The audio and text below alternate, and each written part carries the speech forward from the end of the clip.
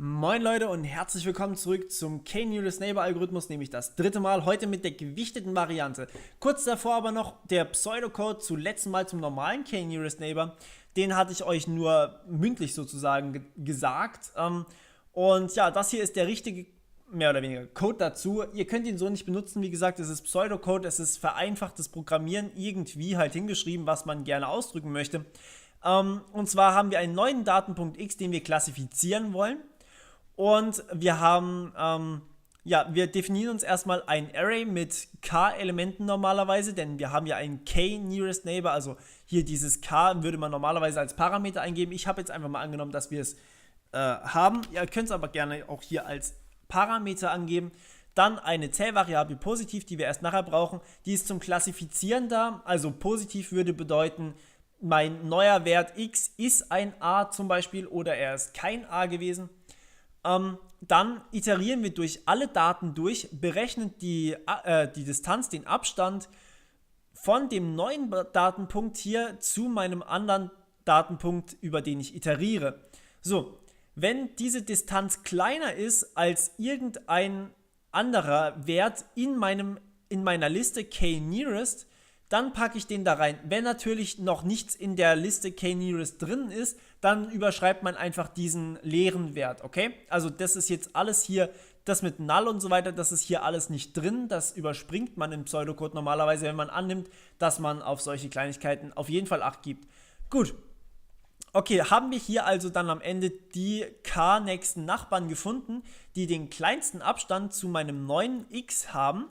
Dann iterieren wir über alle x drüber und Achtung, wir hatten uns letztes Mal auf y als Labelname geeignet, also wir sagen, y ist das Label von meinem Punkt xj oder wir sagen yj am besten dazu, das wird am besten passen und wir addieren das da drauf auf diesen Wert positiv. Jetzt fragt ihr euch, wie zur Hölle soll ich dann rausfinden, ob was positiv oder negativ ist, wenn ich einfach alles drauf addiere auf die Variable positiv. Wir haben uns unsere Label normalerweise wählt man die Label so, wenn es positiv ist, dann ist yj gleich 1. Wenn es negativ ist, also bei den roten Punkten, dann ist das Label minus 1. Und was dabei am Ende rauskommt, ist, wenn ich alles einfach nur aufsummiere, dann kriege ich sozusagen plus 1 jedes Mal, wenn der Datenpunkt positiv war, minus 1, wenn der Datenpunkt jedes Mal negativ war. Das heißt, ich bin am Ende größer 0, wenn meine schwarzen Datenpunkte überwiegen, kleiner 0, wenn meine roten Datenpunkte überwiegen und gleich 0, wenn ich genau ausgeglichen viele habe. Aber hier sage ich dann einfach auch Return Negative. Okay, so. Und das war der normale k-Nearest Neighbor. Jetzt wollen wir den ein bisschen modifizieren. Und zwar sagen wir, unsere Daten sind nicht alle, oder unsere Punkte haben nicht alle gleich viel Aussagekraft. Also zum Beispiel wie in der Demokratie, irgendjemand kriegt 3 Stimmen, ihr habt nur eine, Pech gehabt. Warum kriegt ihr nur eine Stimme? In dem Fall ist es sogar begründet. Schauen wir uns das Bildchen nochmal an. Wir sagen, dieser grüne Punkt hier, der soll neu klassifiziert werden. Okay, das würde bedeuten, wir haben die nächsten Punkte hier, die sind relativ wichtig. Wenn wir jetzt nur einen relativ spärlich ausgeleuchteten Raum haben sozusagen, ich mache hier mal das hier an, sowas zum Beispiel, dann kann es passieren, dass meine Datenpunkte nicht ganz so aussagekräftig sind. Also wenn ich jetzt zum Beispiel hier einen neuen Datenpunkt erstellen möchte und ich habe aber ein k gewählt, das ein bisschen zu groß ist, also zum Beispiel ein k gleich 5, dann habe ich folgende Daten hier als interessant empfunden. Und zwar den hier, das wäre 2, dann wahrscheinlich ungefähr den hier, 3, 4, 5. So, ja. Wenn ich jetzt aber noch weitergehe, dann habe ich hier hinten den Punkt und der ist schon wirklich weit weg davon. Und deswegen sage ich, okay, der Punkt hier hinten hat weniger Einfluss auf meine Entscheidung als der Punkt hier oder der Punkt oder vielleicht einer, der sehr, sehr nah bei meinem Punkt ist. Ups. Jetzt geht's weiter. Und deswegen sage ich, dieser Datenpunkt hier hat weniger Aussagekraft als der ganz nah. Okay, machen wir das alles nochmal weg und schauen uns das Ganze als Formel an. Ich habe hier nämlich schon was vorbereitet. Wo ist es denn? Da. Wir sagen das Gewicht W, also wir sagen hier am Ende, wir wollen dieses Label noch mit einem Gewicht vorne dran multiplizieren. Also W mal das Label, also plus 1 oder minus 1. Und dieses W ist dann berechnet durch 1 durch die Distanz von dem neuen Punkt x oder xi, je nachdem wie ihr ihn nennen wollt, der neu eingefügte Punkt, den ich neu einfügen möchte hier, das xi und das xj, das heißt der Punkt, zu dem ich quasi das Gewicht berechnen möchte. Also hier das Gewicht von, ja im Prinzip brauchen wir auch wieder zwei Variablen, im Prinzip x und xj, also 1 durch den Abstand, im Prinzip steht hier 1 durch den Abstand von x und xj, also von dem neuen Punkt und dem aktuellen Punkt, mal yi, also mal das Label. Dann sage ich dadurch automatisch, Achtung, hier ist implizit eigentlich eine Klammer drumherum, für die Leute, die hier gerade Schwierigkeiten haben, das zu rechnen, mache ich die Klammer tatsächlich mal direkt. Das hier berechne ich zuerst und dann multipliziere ich yj drauf. Okay. So, das bedeutet, die Punkte, die nah dran sind, das heißt, für die die Distanz kleiner ist als 1, die werden sehr stark gewichtet.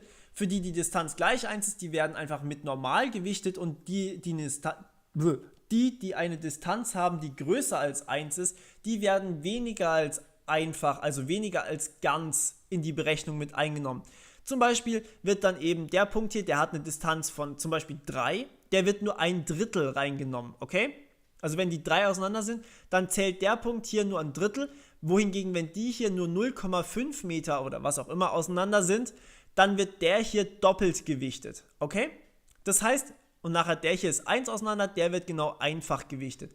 Das heißt, am Ende haben wir eine gewichtete Entscheidung, je näher der Punkt, mit dem wir ihn vergleichen, dran ist, desto bessere Aussagekraft habe ich hier jeweils. Okay. Ja, so funktioniert im Prinzip mein gewichteter K-Nearest Neighbor. Jetzt fragt man sich vielleicht noch, wie sollte ich denn K wählen? Beim gewichteten K-Nearest Neighbor könnt ihr K relativ hoch wählen. Beim normalen, ja, beim normalen ist halt das Problem, man muss wirklich ausprobieren, wie groß man K ungefähr wählen sollte. Also wenn ich K zu groß nehme, in dem Fall sieht man es toll, wenn ich K zu groß nehme, habe ich einfach alle Datenpunkte, nämlich bei K gleich 10 schon. Aber wenn ich K zu klein nehme, dann habe ich, zum Beispiel hier in dem Fall wäre dann einfach bei K gleich 1, würde ich nur den roten Punkt hier fragen, obwohl der schwarze auch noch sehr, sehr nahe ist. Und dann hätte ich hier so ein relativ, ja, zickzack hin und her und so.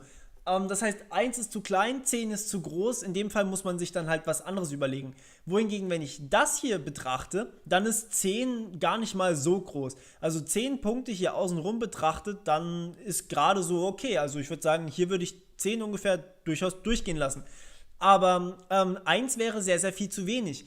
Oder 2 auch. Denn wenn ich hier bei 2, sagen wir mal, diesen Punkt, upsala, Pinsel, you there?